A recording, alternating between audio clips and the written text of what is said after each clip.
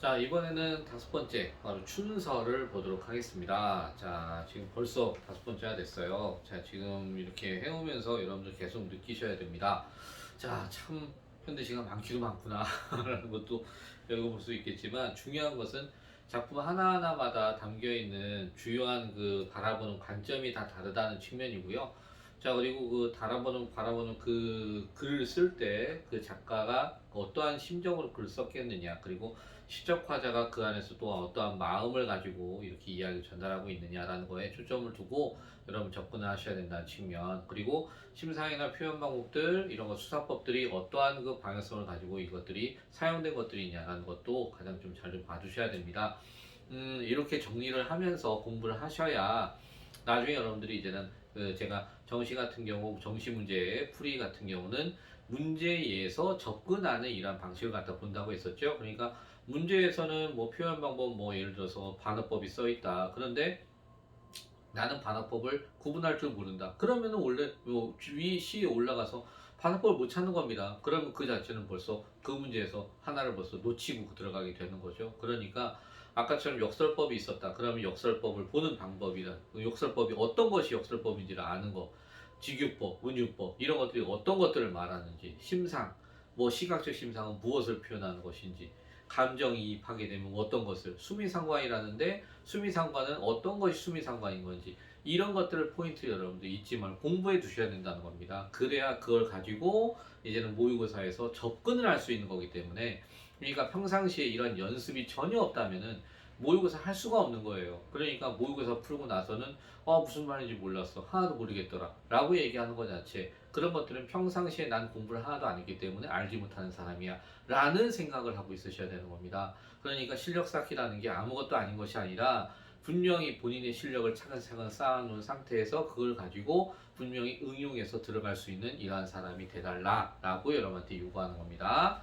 자, 춘설이라는 작품입니다. 네, 춘설이라는 작품 같은 경우는 얘는 금성교과서에 나와 있는 이러한 글이에요. 자, 그러니까 지금 금성교과서 이군방에 사용하고 있는 건 바로 동원고등학교에서 사용을 하고 있습니다. 자, 그런데 요 교재에 나와 있는 작품인데요. 이 작품 같은 경우에는 지금 현재 우선은 이 내용 자체가 그렇게 쉬운 이러한 내용은 아닙니다. 그냥 보더라도 그냥 간단한데요? 라고 얘기를 할 수 있는 부분인데 간단치가 않아요. 간단치 않고 내용이 참 어려운 이러한 작품 중에 하나다라고 생각하실 수 있을 것 같아요.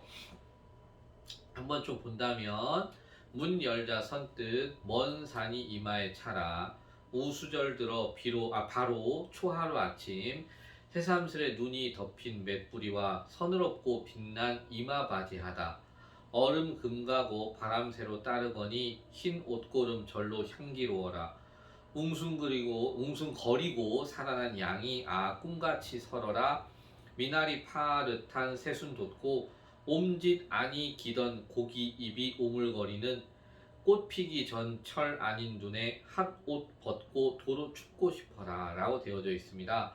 자, 굉장히 짧고요. 내용 그냥 읽어보면은 간단한 내용인 것 같은데 뭘 어렵다고 자꾸 저러시는 걸까 라고 생각을 할 수 있겠죠. 근데 좀 더 깊이 들어가서 우리가 해설을 해보게 되면, 시조가자가 이 하나의 문장 속에, 하나의 구 속에, 하나의 어휘 속에 어마어마한 이러한 내용들을 품고 있는 거구나 라고 이렇게 생각해 볼 수 있는 그러한 작품이에요.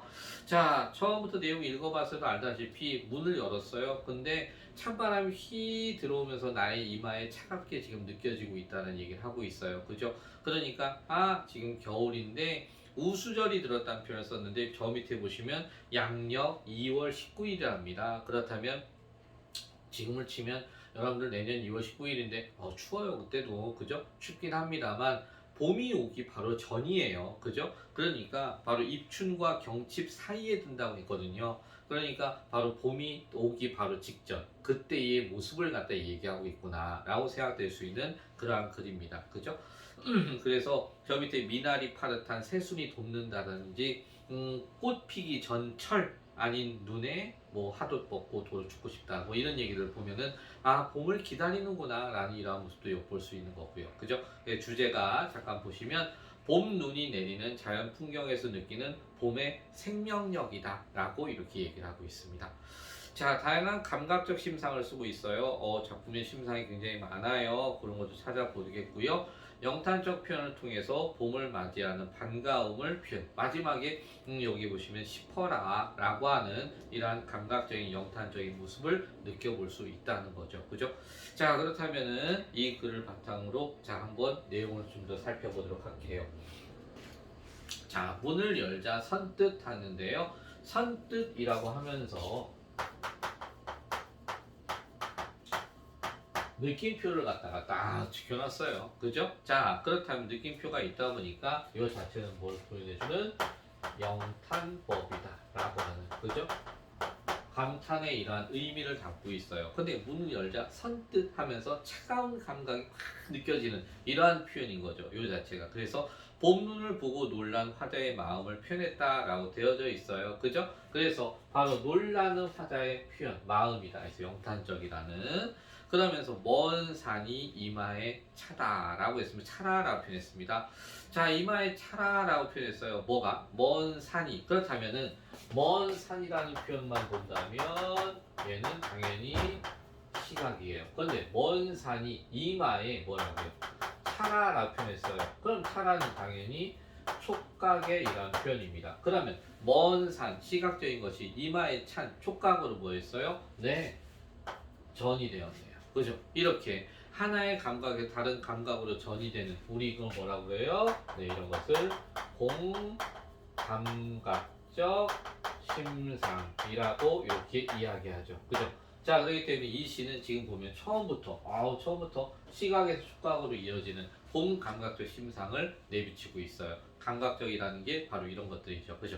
자, 그래서 먼 산의 차가움이 지금 나의 이마에 이렇게 온 겁니다. 그러니까 첫 번째에서는 문을 열자 먼 산의 서늘한 기운을 맞아들였어요. 두 번째, 우수절이 들어서 네, 초봄입니다. 그럼 여기에서 뭘 보였어요? 네, 바로 계절적 배경. 바로 초봄이라고 하는 계절적 배경을 들어서 얘기했어요. 자, 들어서 바로 초하루 아침.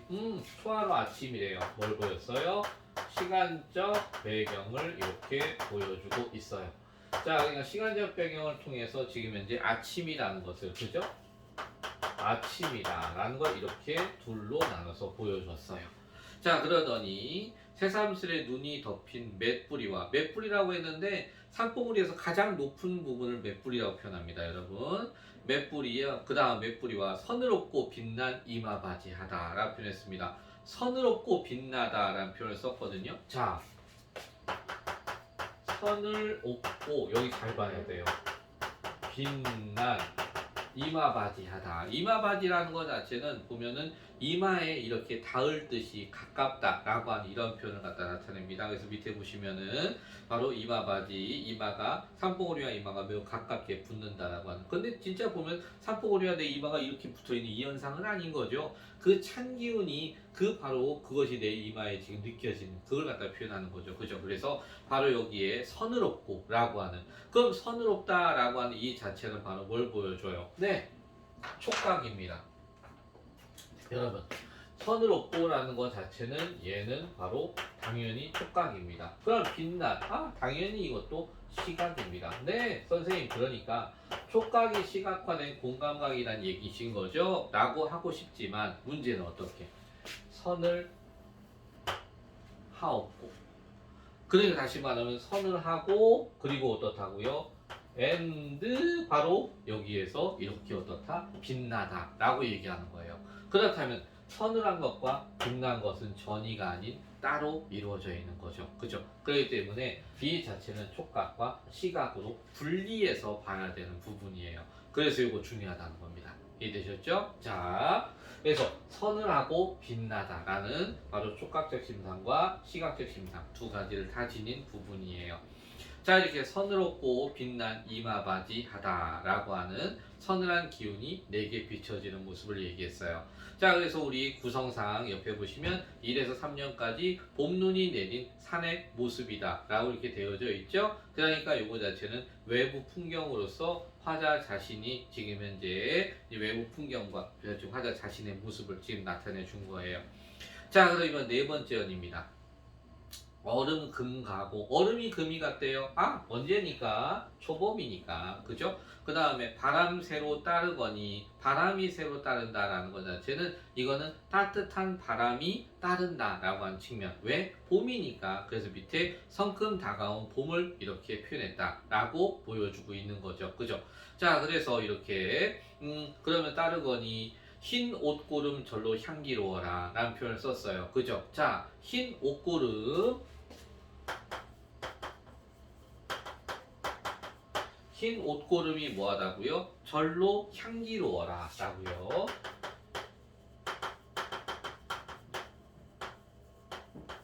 그럼 당연히 흰 옷고름은 네 시각이에요. 절로 향기롭다. 네 요거 자체는 바로 후각인 거죠. 그죠? 자 그러다 보니까 요 자체에서는 하나의 자신의 이러한 그 자신이 입고 있는 옷 자체가 바로 흰 옷고름을 지니고 있는 옷인가 봐요. 근데 거기에 뭐가 느껴져요? 봄의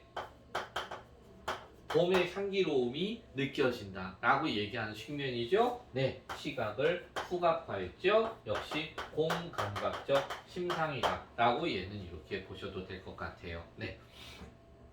자 그러면서 하나의 웅숭거리고 살아난 양이 옹송거리다 라는 표현을 썼는데 여러분 저 밑에 있는 것처럼 몸을 움츠러들이고 있다. 그러니까 몸을 이렇게 똘똘 말고 있는 그 모습이에요. 우리 추울 때 보면은 밖에 나가기 싫고 그러면 여러분들 이불 속에서 이렇게 몸을 갖다가 이렇게 똘똘 말고 있는 그 모습 있죠? 그러한 형상을 옹송거리다 라고 표현한 겁니다. 이렇게 옹송거리고 살아난 양이 자 움츠리고 있다가 옹송거리고 살아났다 라고 했는데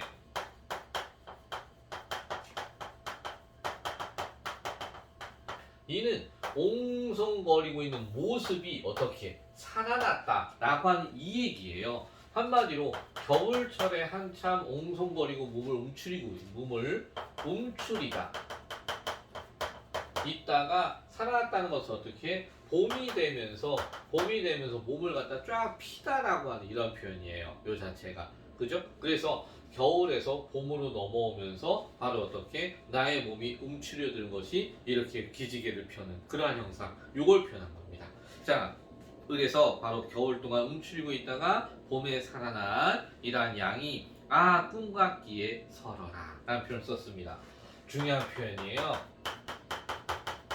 꿈 같기에 설어라 라는 요 표현이 있으니까 당연히 요거 자체는 영탄법을 이렇게 보면 되겠고요.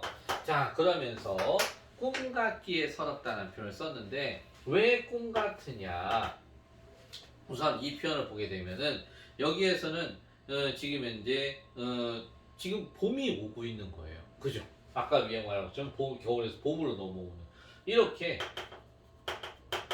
봄의 다가옴으로 인해서 어떻다? 봄의 다가옴으로 인해서 무엇인가 낯설다